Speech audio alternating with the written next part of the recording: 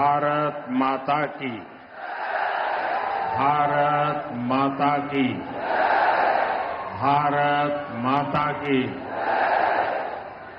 ना तेलंगाना కుటుంబ సభ్యులందరికీ नमस्काराలు। आप सभी विकास के इस उत्सव में इतनी बड़ी संख्या में आए हैं।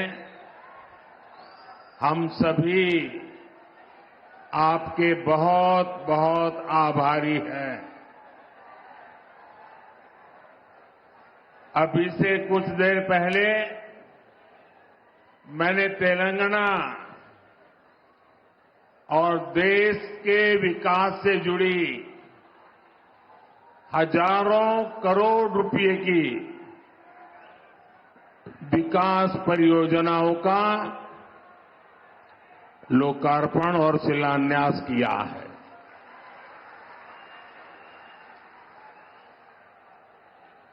कुछ लोग आदत से मजबूर होते हैं, मेहनत करने की कुछ आदत भी कम होती है और इसलिए बड़ी सरल भाषा में कह देते हैं कि ये तो चुनावी सभा है। मेरे भाइयों बहनों और मेरे कुछ साथी जो भांति भांति का एनालिसिस करते हैं, जरा समझो ये चुनावी सभा नहीं है। चुनाव की तो अभी घोषणा भी नहीं हुई है।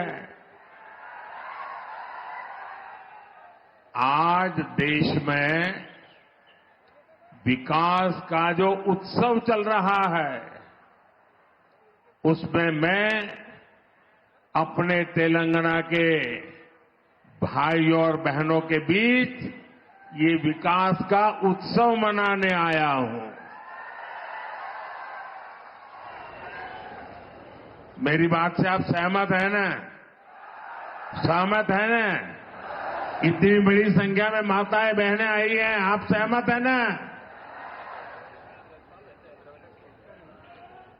मैं हिंदी बोलूंगा तो चलेगा ना? क्योंकि मैं तेलुगु में भाषण नहीं कर सकता हूं। लेकिन ये आपका प्यार है कि आप मेरी बात सुनना भी चाहते हैं, समझने का प्रयास भी करते हैं और फिर भी इतना प्यार देते हैं, इतना आशीर्वाद देते हैं। मैं आपका बहुत आभारी हूं। साथियों, बीजेपी की केंद्र सरकार किस स्पीड से और कितने बड़े स्केल से विकास उत्सव मना रही है, ये बताने के लिए मैं आपको और देश को, और ये जो बार बार चुनाव लिखते हैं ना, उनको खास मैं 15 दिन का हिसाब देता हूं। दे दूं आपको? मेरा 15 दिन का हिसाब दे दूं? देखिए 15 दिन में क्या क्या हुआ। 15 दिन में 2 IIT, 1 IIIT DM, 3 IIM और 1 Indian institute of skills IIS, इसके कैंपस का लोकार्पण हुआ। 15 दिन में देश के अलग अलग राज्यों में 5 एम्स का लोकार्पण हुआ। 15 दिन में किसानों के लिए दुनिया की सबसे बड़ी स्टोरेज स्कीम शुरू हुई। 15 दिन में 18,000 कोऑपरेटिव्स के कंप्यूटराइजेशन के काम पर पूरा होने का लोकार्पण हुआ। 15 दिन में सिंदरी में देश के बड़े खाद कारखाने का लोकार्पण हुआ। 15 दिन में भारत के सबसे लंबे केबल आधारित ब्रिज का लोकार्पण हुआ है। 15 दिन में रेलवे से जुड़ी 2000 से अधिक परियोजनाओं का शिलान्यास और लोकार्पण हुआ। 15 दिन में ही ऑयल और गैस सेक्टर से जुड़े 1.5 लाख करोड़ रुपए से ज्यादा के प्रोजेक्ट देश को मिले हैं। 15 दिन में ही केजी बेसिन में फर्स्ट ऑयल का लोकार्पण हुआ है। वहां से निकले कच्चे तेल के पहले टैंकर को हरी झंडी दिखाई है। 15 दिन में ग्लोबल टेक्सटाइल इवेंट का उद्घाटन हुआ है। 15 दिन के ये काम आत्मनिर्भर भारत से विकसित भारत के निर्माण को और सशक्त कर रहे हैं। अब बताइए, ये विकास का उत्सव है कि नहीं है? ये लोगों के कल्याण का उत्सव है कि नहीं है? ये लोगों की भलाई का उत्सव है कि नहीं है? अरे चुनाव तो जब आएगा तब देखा जाएगा। मुझे तो देश को आगे बढ़ाना है। मैं सही बोल रहा हूं ना?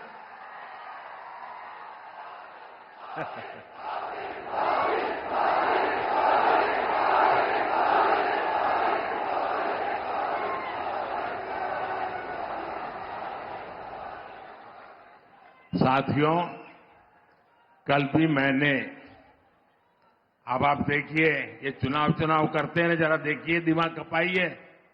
कल भी मैंने दिन भर सभी मंत्री और भारत सरकार के सभी वरिष्ठ सचिव अधिकारी, यानी एक प्रकार से टॉप टीम, करीब 125 लोग, पूरा दिन भर उनके साथ बैठा और क्या किया? चुनाव की चर्चा नहीं की। वहां मैंने विकसित भारत निर्माण के लिए एक्शन प्लान पर एक एक मुद्दे की बारीकी से चर्चा की। विकसित भारत के एक्शन प्लान पर देश भर में 15 लाख लोग अब तक अपने सुझाव दे चुके हैं। 3,75,000 से ज्यादा स्टेक होल्डर्स अब तक इसमें सक्रिय रूप से जुड़े हैं। विकसित भारत के विजन को लेकर करीब 3,000 मीटिंग हो चुकी है। 3,000 मीटिंग। देश को विकसित बनाने के लिए दिन रात काम। करीब 1200 यूनिवर्सिटीज ने इसमें हिस्सा लिया है। बड़ी बात यह है कि इनमें अब तक करीब 11 लाख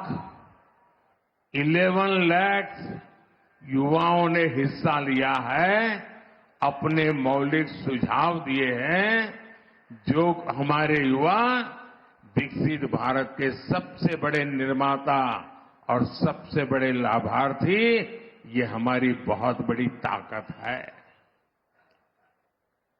राष्ट्र के विकास के लिए भाजपा का यही कमिटमेंट है, जिसके कारण तेलंगाना के भी लोग पूरे जोश से कह रहे हैं। तेलंगाना के गांव से आवाज आ रही है।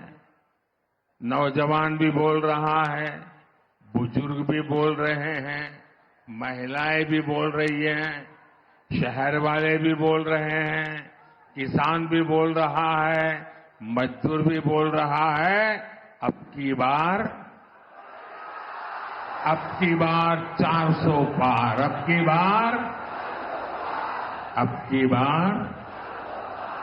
की बार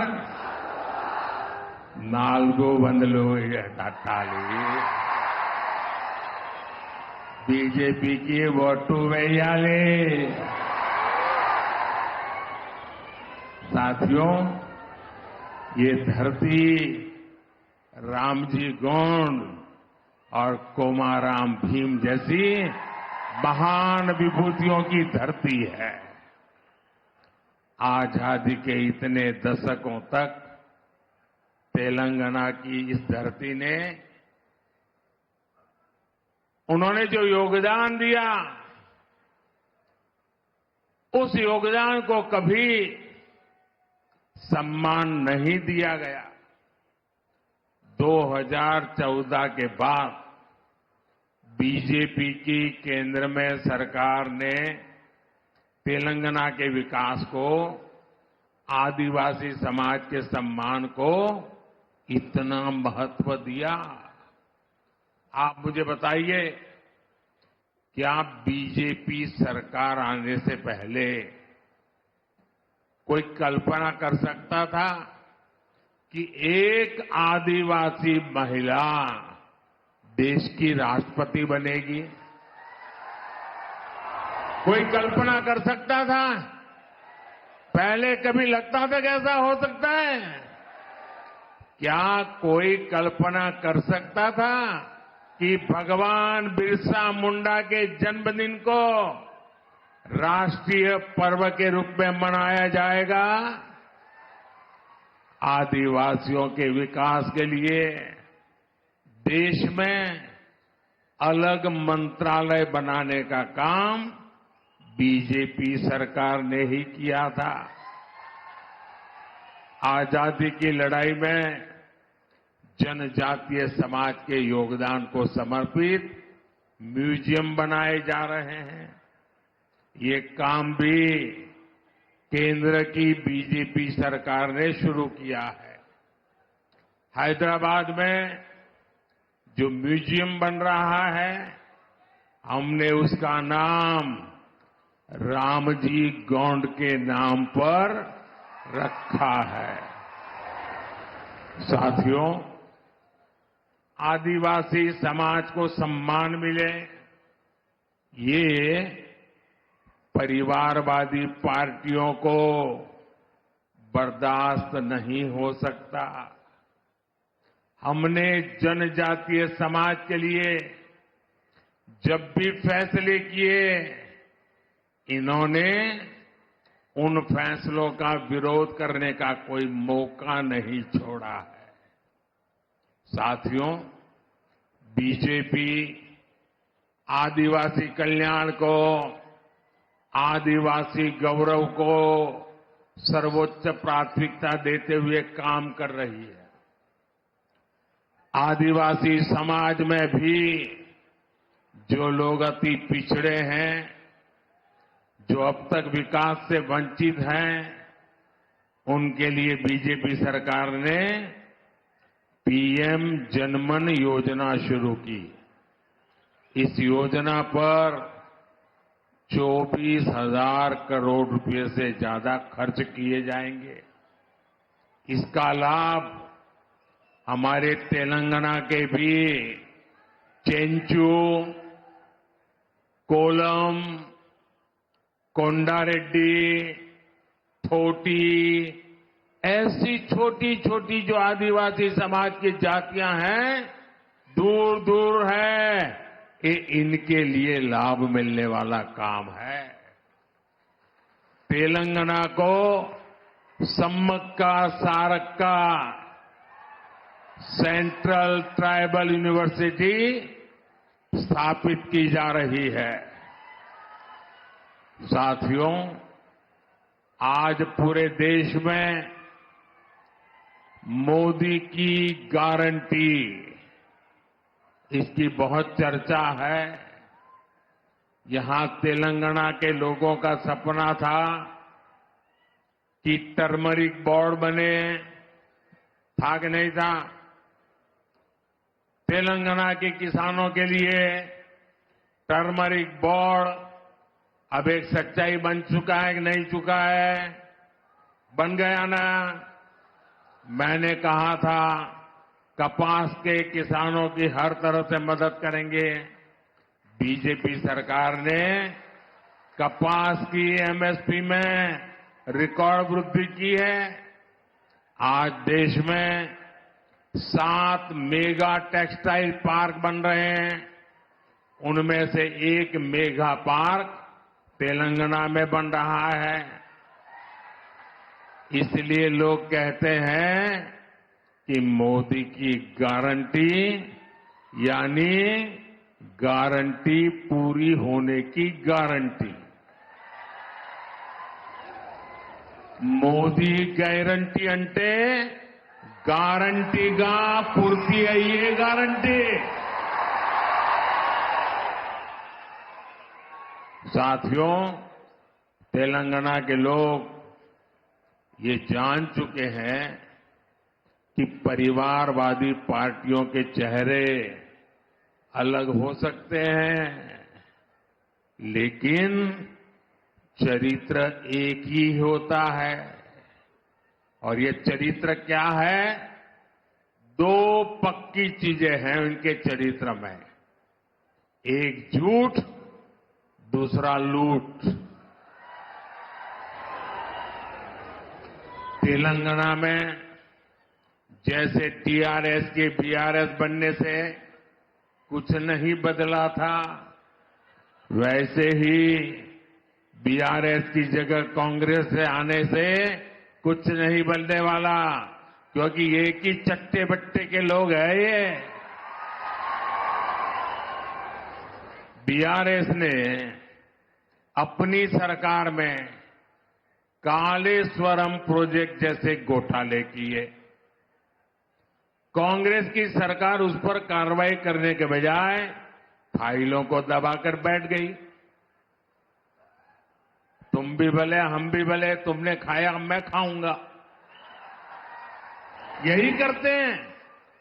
साथियों, भ्रष्टाचार, परिवारवाद और तुष्टीकरण में आकंठ डूबे इंडी गठबंधन के नेता बौखलाते जा रहे हैं। अब इन्होंने 2024 के चुनाव का अपना असली घोषणा पत्र निकाला है। मैं इनके परिवारवाद पर सवाल उठाता हूं तो इन लोगों ने बोलना शुरू कर दिया है कि मोदी का कोई परिवार नहीं है। अब तो कल ये कह देंगे कि तुम कभी जेल में तुझे सजा नहीं हुई इसलिए तुम राजनीति में नहीं आ सकते, ये भी कह देंगे। तेलंगाना के मेरे भाइयों बहनों, मेरा जीवन खुली किताब जैसा है।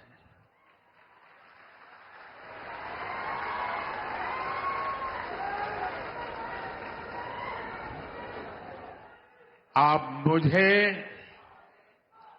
देशवासी भली भांति जानते हैं, समझते हैं। मेरी पल पल की खबर देश रखता है और कभी मैं रात देर तक जब काम करता हूं और खबर बाहर निकल जाती है तो देश से लाखों लोग मुझे लिखते हैं, बताते हैं कि इतना काम मत करिए, कुछ आराम करिए। ये प्यार भाइयों बहनों, एक सपना लेकर के बचपन में घर छोड़ा था और जब मैंने अपना घर छोड़ा एक सपना लेकर के चला था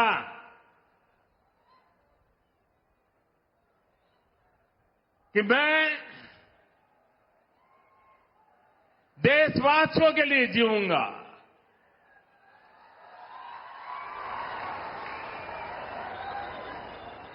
मेरा पल पल सिर्फ और सिर्फ आपके लिए होंगे। मेरा कोई निजी सपना नहीं होगा, आपके सपने, यही मेरा संकल्प होगा। और जिंदगी खपा दूंगा तो आपके सपनों को पूरा करने के लिए, आपके बच्चों के भविष्य को उज्जवल बनाने के लिए। और इसलिए देश के कोटि कोटि लोग मुझे अपना मानते हैं, अपने परिवार के सदस्य की तरह मुझे प्यार करते हैं। और इसलिए मैं कहता हूं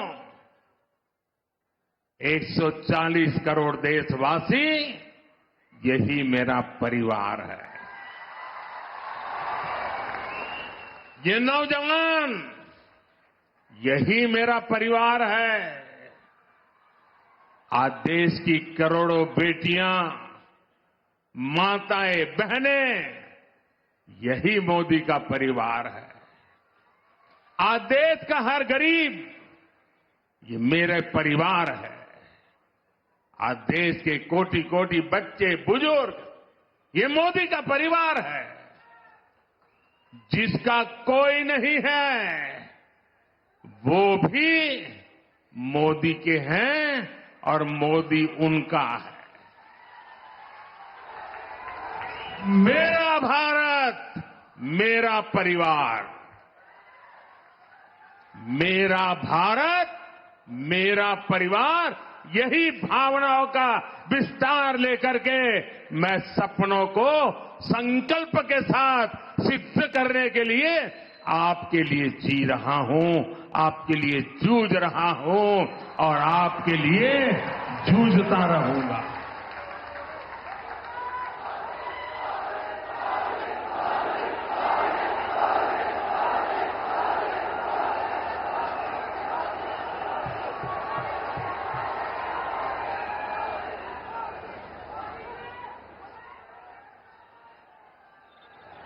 इसलिए आज पूरा देश एक सुर में कह रहा है, मैं हूं मोदी का परिवार, मैं हूं मोदी का परिवार, मैंने मोदी कुटुंबम।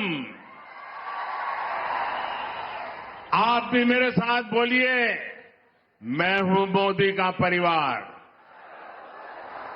मैं हूं, मैं हूं, मैं हूं, मैं हूं नेने मोदी कुटुंबम, नेने नेने नेने। साथियों, आखिर में मैं तेलंगाना के लोगों को, देश के अन्य लोगों का एक संदेश भी देना चाहता हूं और गर्व से भरे हुए लोगों को मैं कहना चाहता हूं, राम मंदिर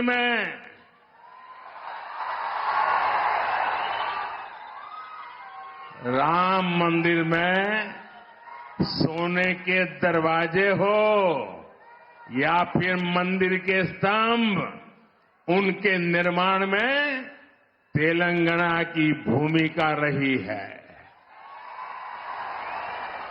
और इसके लिए पूरा देश तेलंगाना के लोगों का आभार व्यक्त करता है। रामलला का आशीर्वाद पूरे तेलंगाना के लोगों पर है। हम विकसित भारत, विकसित तेलंगाना का लक्ष्य जरूर हासिल करेंगे। भाइयों बहनों, मैं आपसे यही आग्रह करता हूं कि 2047 25 साल हमारे पास है। इतनी मेहनत करनी है, इतनी मेहनत करनी है, देश को दुनिया के समृद्ध देशों की बराबरी में ला करके खड़ा रखना। हमारे मां बाप को तो मुसीबतों में जिंदगी गुजारनी पड़ी, लेकिन अपने बच्चों को मुसीबत में जीने के लिए मजबूर नहीं करेंगे। और इसलिए तेलंगाना, मुझे आपका आशीर्वाद चाहिए, मुझे आपका अपार प्रेम चाहिए। मैं आपका प्यार का भूखा हूं और एक सेवक के नाते आपको समर्पित हूं। मेरे साथ बोलिए, भारत माता की, दोनों मुट्ठी बंद करके पूरी ताकत से बोलिए, भारत माता की, भारत माता की, भारत माता की, भारत माता की। बहुत बहुत धन्यवाद।